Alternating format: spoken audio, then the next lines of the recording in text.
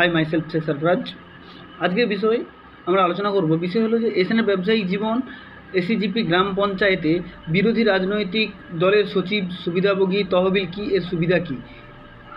আমরা এখানে আলোচনা করি এসিজিপি গ্রাম পঞ্চায়েত বিরোধী রাজনৈতিক দলের সেক্রেটারি বেনিফিশিয়াল ফান্ড কি।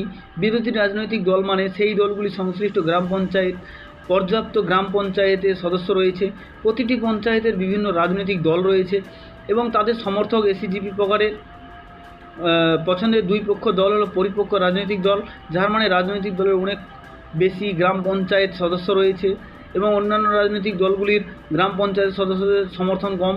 এই রাজনৈতিক দলের সদস্য রয়েছে অন্যান্য রাজনৈতিক দলের পঞ্চায়েতের সদস্যর সমর্থনের স্বীকৃতি দিতে হবে এবং এসিজিপি রাজনৈতিক দলের একটি তহবিল তৈরি করা হয়েছে, যেটিকে এসিজিপি গ্রাম পঞ্চায়েত বিরোধী রাজনৈতিক দলের সচিব তহবিল বলা হয়।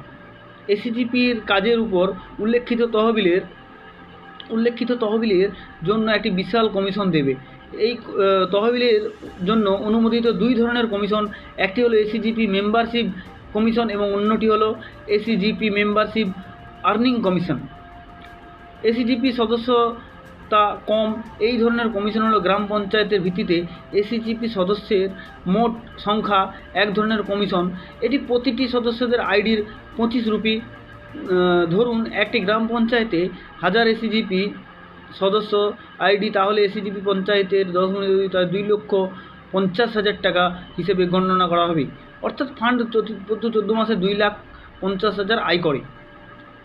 এসিজিপি মেম্বারশিপ আর্নিং কমিশন এর ফার্ম থেকে এসিজিপি আর্নিংয়ের আয় অনুযায়ী ফান্ডে একটি কমিশন দেবে। এই কমিশন হবে 0.50%, অর্থাৎ প্রতি 14 মাসে পরপর উপার্জন করবে।